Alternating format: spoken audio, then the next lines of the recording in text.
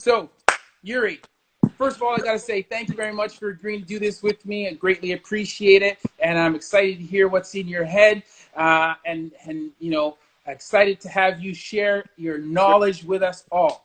So, um, first thing first, though, I got to get you to introduce yourself, just in case there are people here who don't know who you are. Just please tell us about yourself, what it is that you do. Go ahead, bang. Yeah, my name's Yuri. I'm still figuring out what I do. A lot of people, I think, know what I do better than I do. I use the term acrobat thrown around a lot. I've done some performing. I do a lot of teaching.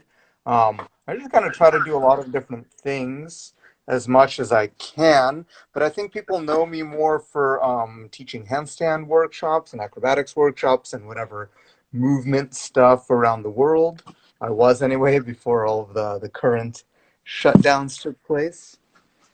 So Exactly. yeah, more or less. Okay, so perfect.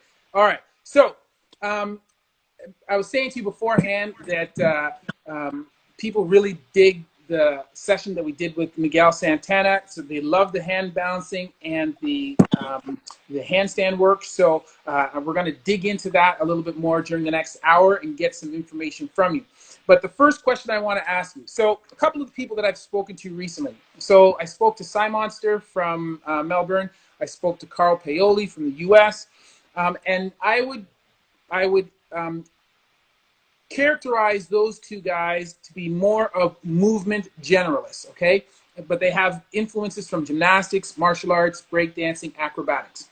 Then, a couple weeks ago, I spoke to Miguel Santana, who is more of a specialist with a very focused movement practice, okay? So when you think of all those three guys, where would you put yourself on that spectrum, and why do you have that approach, or why do you put yourself in that location with respect to movement training?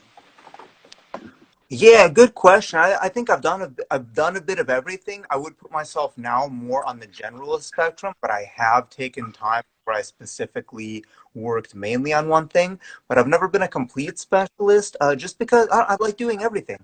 I don't like missing out, and there's always something to learn from doing so many different things. So I've always been more on the generalist side. Like I said, people know me for teaching handstands, and that is something that I spent many years developing and researching. I'm not doing that as much now anymore for a lot of reasons. Just some of it with life, some of it with business, and all this other stuff. But I've always liked to do a bit of everything, and even if I'm teaching a specific subject like handstands that is pretty specialized, I still want to give people the perspective of how it relates to something else. Like if I'm training handstand as an athlete looking for cross training, I'm going to train it differently than someone who's trying to specialize and do only handstands. And same thing, someone who's looking to get to a high level, who has high aspirations, is going to train differently than somebody who's just doing it for fun and doesn't really, care that much what level they get to. And that's all fine. And for me, I can narrow it down, but I like to see the bigger picture and just kind of understand that. So for me, I would say where I am currently is I have those kind of specialist nooks that I have a fairly deep knowledge on, but at the same time, I really like to step back and just try to see how everything relates to that bigger picture. Okay, so you mentioned how people generally know you specifically for handstands, right? Now, when you first started handstand training, like how did you become the handstand guy or a handstand specialist? How did you become that? I don't even know if I'd ever call myself that, but it was many years of research, trial and error, many years of failure, and I never even had aspirations for that. It was like I remember I was reading old school strongman books in the early 2000s, and I thought that was cool. And a lot of them mentioned, okay, handstands. This is a good display of body control. So I thought, okay, I'll try it. I spent my first year of handstands kicking up and falling over. It was another many years of trial and error, because I didn't have a teacher, right? And there wasn't YouTube back then. So I just had to learn by doing and practicing and making the mistakes. And I kept going from there. Then I got more into the gymnastic side of things. So I started cleaning up my form. I started being more aware of different mistakes that I made. I moved to Vegas and got more into circus arts. And then I had to continually refine everything from there. So it was a long process. I probably could have done it in about half the time if I had proper instruction or knew what I was doing. But at the same time, as a teacher, it gave me a lot of advantages because I went through a lot of struggles that I would not have gone through if I had a coach specifically. But even then, I don't even know if I'd reached that stage of hand balancing art. Who knows? It's all titles because I've always tried to do a little bit of everything. But it was definitely. Um, Probably about 4 years of just flailing around with no idea what I was doing. Then another 4 years with a little bit of instruction, a little bit of feedback, with some direction at a higher level. Then maybe another 2 years where I don't want to ever say that I know what I'm doing, but another 2 years of like, okay, focus training. I have a good idea and direction of what I should do. Okay, and you know what? One thing that strikes me with your story and with Miguel's story, the same thing. As initially, all self-taught, and when you look back, or when you look at the stuff that you guys do now, and the shapes that you make, and the control that you demonstrate, I think that it is amazing that people who started out self-taught, no instruction, no nothing, can basically make it to the level that you guys have attained today. Like, I think that's incredible, right? So I think that's very, very cool. People Now, I think the reason that people don't, or they think that it's that hard, is just dedication. It's that most people, it's not the skill or the genetic potential. It's more dedication than anything else. And it's like, are you willing to dedicate 5 to 10 years of your life to do this? And a lot of people aren't, and that's okay. There's nothing wrong with that. But I think what ends up happening in a lot of that, I think everything, especially now with all the information, you can pretty much learn whatever you want. You'll learn it faster if you have a good teacher, of course, but you can learn whatever you want. It's just willing to dedicate the time. And I think more so than talent or genetic potential or anything like that, I think that most people fall short if that's what they want to achieve. yeah, well, and so a number of the people that I've talked to, whether it's hand balancing, tactical training, whatever, that is a recurrent theme, right? It is the dedication and the motivation to put in the work that is required. And basically, you're not going to get good at doing anything unless you put in effort and time. Yep. You know? Okay, so I got to say hello to everybody who's coming on now. Thank you very much. They're all waving. On to the next question, Yuri. So, outside of hand balancing, tell us how you maintain your fitness on a day-to-day basis. So I don't do any hand balancing right now, and I haven't the whole year. I have some neurological issues that I'm dealing with. Just one of the many gifts of 2020, and it's those. It's life. And I've priority on taking care of that rather than continuing to do hands. It's not that I can't do hands now, but I can't train them. So in demonstrations, if I do too much, I'll feel it the next day. So not to do as much. I just again to put priority on healing my with the skills. So not a big deal. I'm doing a lot of different. I'm doing some weights. I'm doing some martial arts training. I'm doing like swing the rope around.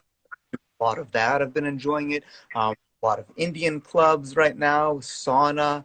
I do some sprints up the hill. So right now my training is like super varied. It's a bit of everything. Okay, giddy up, giddy up. Now, that kind of segues into my next question quite well, because the next question is about conventional weight training. So, and more specifically, do you ever employ conventional weight training? And do you think that conventional weight training is required if you want to build strength, or if you are trying to basically do an adequate strength workout? Do you need to use conventional weights? I think it depends on number one, what you enjoy and what your goals are. I guess what would you say, like squats, deadlifts, bench press, military press, stuff like Exactly. that? I think it's absolutely useful, but I think it all depends on somebody's goals. I think there's kind of a point of diminishing returns. I think there's a point at which being able to carry a certain amount of weight in a certain position can help. And then there's a point at which if you go further, you're getting stronger, but it's not really helping you towards being more athletic. And right, that's kind of like the power lifter side where they can lift a shitload of weight, but they get winded running up the stairs. And then there's like, in tricking and acrobatics, a lot of the really good people you'll see are super skinny.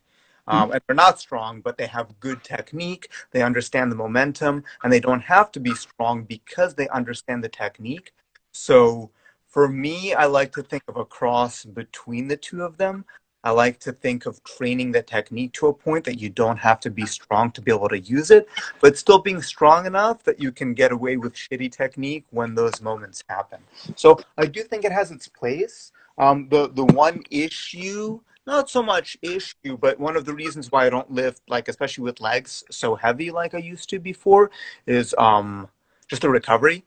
So Mhm. if you're training every day, if you do a set of heavy squats and you haven't done it in a while, your legs are out of commission for a few days, and then it's like just one of my current philosophies is to not go full out in a lot of these things like once in a while, but not on a regular basis. Because what if zombie apocalypse comes tomorrow, and today was leg day, and you can't run tomorrow because you went heavy on your squats? Eh, So, but I like to the way I train. I do think the weights are good. I'm not as concerned about going heavy like I used to be because to me the numbers don't matter. I do think that the strength and the awareness that you get from lifting weights does carry over. I think for a lot of athletes, it's not necessary, but it can be very helpful mhm. depending on the level of skill. Um, and yeah, for me, I think I the more and thinking about longevity as well, the more that I'm thinking now is how much more efficient can I be using a light? Like I have like 100-pound sandbag, right? So I could load a lot of weight on the bar, or I could throw around the sandbag, and the sandbag doesn't weigh as much, so maybe it's not as impressive seeming, but I can still get a lot done with that, and recovery is easier because it's not as much total weight. So Mhm. just thoughts. It's like Okay. thing, a 2-pound Indian club. I'm not necessarily going to get stronger from that, but I can still get a lot done with that, and I can play with leverage and all of this stuff. So I like the idea of also creativity to being able to do more with less weight. Mhm. Now, if you were to, let's just run with that a little bit more now, and think about your um, where you are right now. Think about your average workout for not on a particular day, but say for the week. And what would you say would be your breakdown in terms of technical work, strength work, mobility work, and anything else in there? I'd say it's mostly technical work because everything could be viewed as technical work. I guess if you're trying to actively get better at something, and that's mostly what I'm trying to do. A bit of strength here and there, so maybe a couple days I'll focus a bit more on strength. But I'm not pushing it. It's just like it's more general than what it used to be. It's not like I'm working on any specific strength goals. It's just like general positions and movements that I want to be stronger in. So I put a lot of variation in that.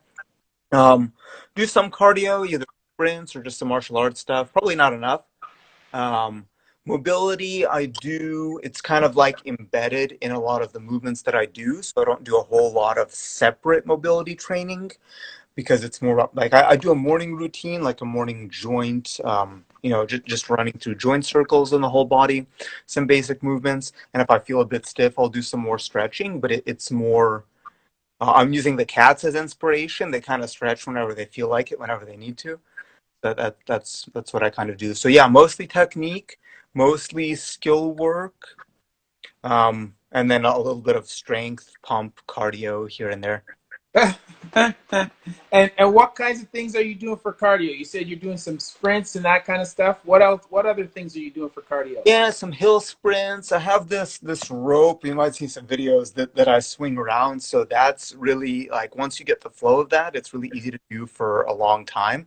And that would be kind of skill and cardio, and you could implement a lot of different things with that. Martial arts stuff, like hitting the bag, doing some shadow capoeira type stuff. Sometimes just being more like an animal and just like going full out in whatever any kind of movement for a little bit, being out of breath, and Okay. starting again. Okay. So yeah, nothing too specific, just making myself go out of breath. Not a lot All of right. static cardio, maybe hiking. I'll go hiking in the mountains once a week, and Yeah. that's it's elevation too. So even just doing that for a few hours is really good and interesting. Okay. Now you had mentioned that you're not doing too much handstand work right now. So if we look to if we think about from a skill or a technical perspective, what are the skills that are a part of your movement practice now? What kinds of things are you working on to get better at? Everything. And but did like I've been taking classes in different stuff actually just to vary it. So I've been taking film acting class, which is a movement in itself because there's a lot going on, a lot Yes. more than I realized. So that's been a challenge. I've been taking voice acting classes as well. Again, just they're unrelated to my movement practice, but I think it's important too to have something else that's a skill. Also, just to have kind of a what do you call it, contingency, just in case the current stuff doesn't work out, just to be prepared. Of course. Of As far as course. physical skills, like I haven't been going super crazy. I haven't been to gym since they closed in 5 months or whatever. So I haven't been. I've been maintaining the acrobatic skills, but I haven't been going crazy with learning new stuff, just refining. So I've been maintaining a lot of skills, and I don't even know honestly. I just kind of. I've just been doing more playing around and doing like, in a lot less goal oriented practice, and I'm Okay. okay with it. So That's how it goes. Maybe yeah, if I find new goals, I'll hit them again. But I'm not. I'm a lot more laid back than I used to be with that sort of thing. It's as long as you spend time getting better at something, then and that's there's different. and there's nothing wrong with that, man. There's nothing wrong with that. Now let's just go back in history for a moment here. Correct me if I'm wrong, but I believe you have a physics degree. Is that correct? It's probably null now, and it's a bachelor's degree, but it is correct. Okay, so explain to me now how, just, give me a brief synopsis how we got from Yuri University physics degree to Yuri acrobat now. What was the journey that you went on? Yeah, that's a good question. It's been an interesting journey for sure. So I graduated a quarter early. We had quarters in university, and I stuck around, just working a few random jobs. I was like a stagehand. I was teaching kids capoeira. I was doing just a few random jobs, and then I got a call to a real job where I did environmental testing on radiation detectors, part of a homeland security project for like ports of entry into the U.S. Pretty interesting in theory. And then I was 21 at the time, right? I went from training like 4 to 6 hours a day, pretty hard work because that was my life at that point, to being in a kind of an office laboratory setting for 12 hours a day. I gained 12 pounds the first week, which was hilarious. that, Um, that's that's a lot of weight to gain in 1 week, man. just all caught up with me from going, from being so active to not as active. So and that was like it was a good job to have out of college, right? I was being paid more, way more than I thought I was going to be. It was a lot of hours, but I was a contractor, so I got overtime for those hours, so I made pretty good money. And I did that for the better part of a year. And what ended up, I just kind of hit a point in that where there was no direct feedback, right? And that's what happens in the corporate world. It's like everything you do has to go through a few layers of bosses and supremacy and all this. So there's not really any kind of direct communication. And if you're an underling, by the time you get the message, you're gonna fuck it up because the message got fucked up, going through the line of telephone so many times. So I did some traveling in this corporate job as well. And it just, I was hitting that point towards the end of it where I was making good money, but I had no time or energy to train the stuff that I was interested in. So that was kind of like a hard decision. Like, okay, on the one hand, I have more money than I've ever had. On the other hand, like, there's stuff I want to do that I'm passionate about that I can't do because I'm working 80 hours a week. So it hit a point with this company where I think they were considering to hire me on a salary position. Mhm. Um, and then they asked me, I remember one of the dudes asked me what I thought about the company. I thought it was just like a private conversation. Turns out he was vetting me for the position. And I was like, man, this shit is so disorganized. Like something's breaking, to fix it. Nothing ever gets done. All they do is throw money at problems. Like, I don't know how anything. So they didn't hire me on salary. So after that, and who knows? I think it's for the best. I think it's a decision I would have made eventually anyway. Maybe Sure. whatever. Maybe I would have put in a couple more years at that position and made the same realization, and at least I would have had a bit more money saved. But I still, wouldn't have been satisfied with my life because it was just being in that corporate world was so against all the stuff that I was living. I wake up, before the sunrise, which isn't a bad thing necessarily, but if it messes with your sleep. I did graveyard shift for a few stints as well, and that sucked. That messed up my schedule. So, right, like I would wake up, and then I would go into work, and then someone would be like, "Oh, look, donuts," and be like, "No, I don't want it." And be like, "Oh, come on, you're the skinniest one. You're so fit, you can eat it."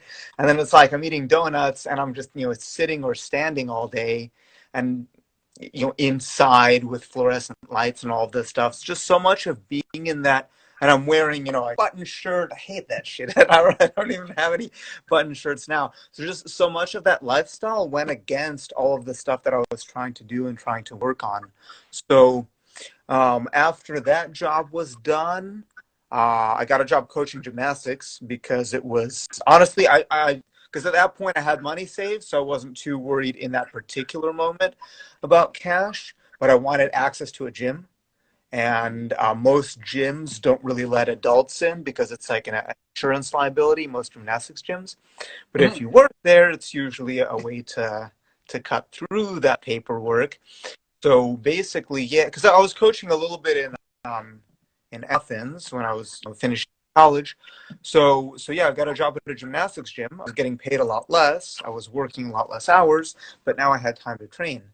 So so that and it was I was doing something that teaching kids isn't necessarily my passion, although there are some interesting moments, but there are some some moments where it was very frustrating as well. But in teaching, I could learn more. In being in that gym setting, I had a place to train and develop my skills. I was making less money, but it was overall a lot happier, and I had more time to pursue other interests. So I did Sure. that for a few years. Um, Eventually, I was at a point. I was in Ohio, and I kind of not in a bad way, no, nothing against Ohio, but I kind of hit that point where my skills started growing out of Ohio because there weren't really enough people out there better than me that I could learn from. So I started kind of hitting a point of stagnation. So my original thought was to move to LA, potentially to do stunts, because I had a friend who I trained with who did that. Um, LA was really expensive at the time. It's more expensive now because everything's closed. Now is not a time you want to be in LA for sure. But Mhm. I moved to Vegas instead because I knew some people and it was cheaper, basically. So then from there, I got into circus arts. But the main reason I moved is because I wanted the opportunity to be around people who were better than me at what I wanted to get better at. Because if to not have that, to be like the best, and at that point, I was training a lot of handstands. And until I took a trip to Vegas, I never even met anyone better than me at handstands. And that was Mhm. just for my own 5 6 years. And and I get into that attitude sometimes when you're the best one that you start to think that you know something, and that's a really bad place to be in anything. Training. Mm-hmm. So, what do you do with your own training for injury prevention to incorporate injury prevention into your work? And then also, what are your recommendations for people when they're training so that they can avoid injuries? I think it's important to train the joints in different positions, right? So, you know, like I train my ankles to do this, right? You can see that. I don't run like that, but I still train these positions because maybe I'm going to twist it. Now, more important, but that doesn't matter because if I twist my ankle hard enough, it's going to snap. If I hit the right position, the right angle, it doesn't matter how strong of ankles I have, they're going to break. The human body does have limits. So, but it's good to still have some resilience there. But I think biggest injury prevention for me is it's a literal and figurative concept is just decision making. So having the first thing would be building reflexes, right? So let's say, talking about the ankles again. Okay, if I catch myself landing like this, am I going to try to just take that landing because I've trained that position? Or am I going to try to bend the knee and modify the momentum so I can put weight on the other foot in the time that I have before that stress goes into the ankle? And that's about reflex. That's about decision making. That's about training myself. And so I think that's number one, is always learning how to, and it comes back to that thing we just talked about, the contingencies. So I want to build a certain set of reflexes within my body that allow me to make these split-second decisions that can prevent me from potentially getting hurt. So that's number one, because if you land the right way, it doesn't matter how much you can squat, it doesn't matter how strong your knees are, it's gonna blow if the forces are right. That's just life. But how can you put yourself in a position where you can deflect that and you can use your momentum? So so that's number one.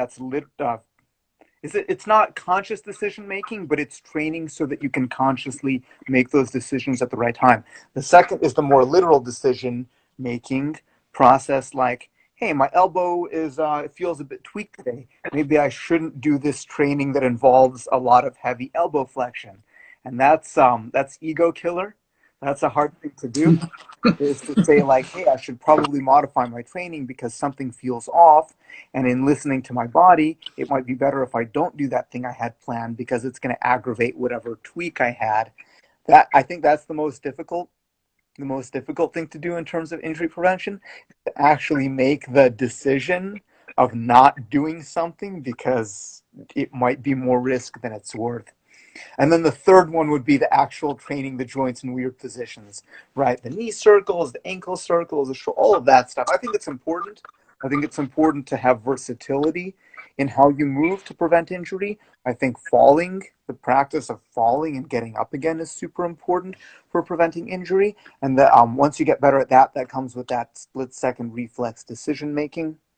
But yeah, number one, that's what I always try to say and it's technique is what it comes down to.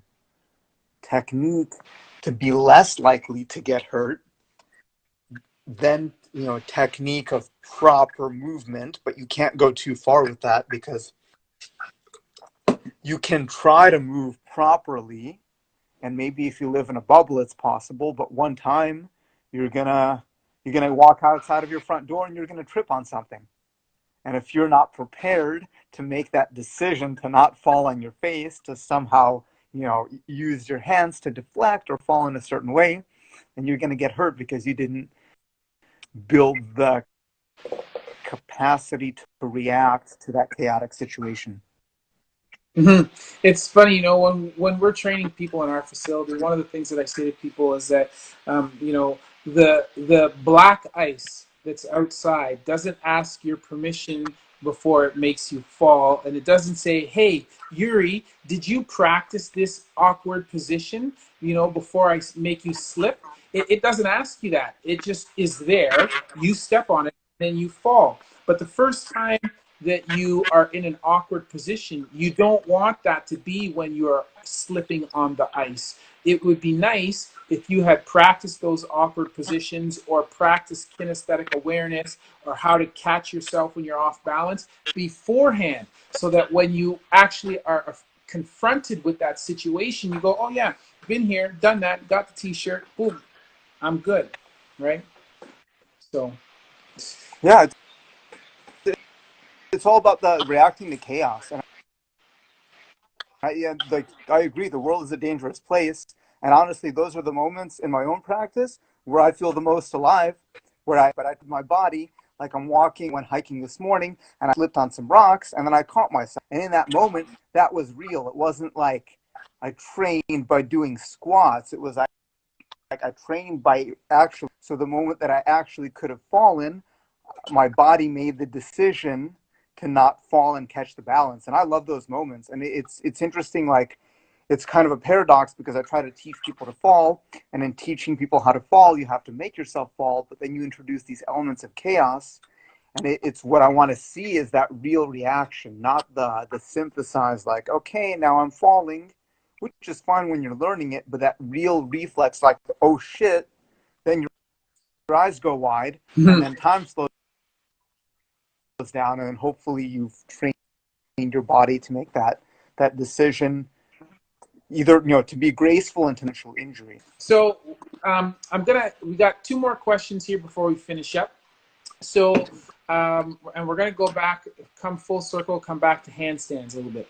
So if somebody who's listening and they want to know, they've not done handstands before, let's assume that they're a relatively athletic person. They've done some kind of sports and stuff, and they have some kinesthetic awareness, but you are just explaining to that person before training, um, these are the basic steps of learning how to do a handstand. What would you say to that person? What are the basic steps? And I know you can't just tell them, oh, this is what you're going to do, and like a recipe, it's done. But if you were going to encapsulate the steps of training somebody, what would you tell them? So I'm going to go into, there are three reasons that you potentially can't do a handstand. Restrictions, let's call them. So one is physical, meaning you're not strong enough to support yourself. Number two is psychological. You're afraid, or your body doesn't understand the positions in the way that it should, and there's an element of danger, which isn't dangerous, but you're making it dangerous because the awareness isn't there. And the third is technical, is technique. So those three. So you don't have to be that strong. A lot of people think they do, but they don't. But you have to have a base level of strength.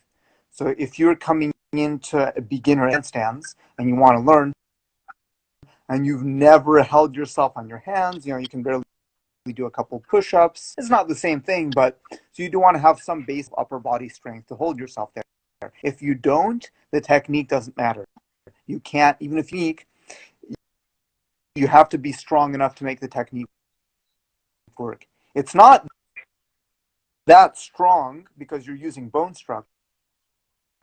So that would be number one, is building up a physical base. Getting your wrists used to getting your shoulders used to pushing and stabilizing yourself. Number two is the psychological restrictions.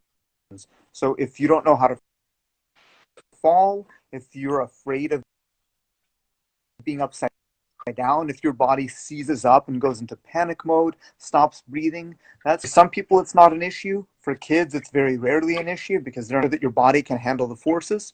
Number two is taking care of the psychological, making sure that you're not afraid and that you build comfort in the position, because you're not going to be able to apply these technical cues if you're not comfortable. If you're freaking out about how you're going to fall or how you're trying to push yourself up, you don't have enough brain space left to even be able to think about the technique.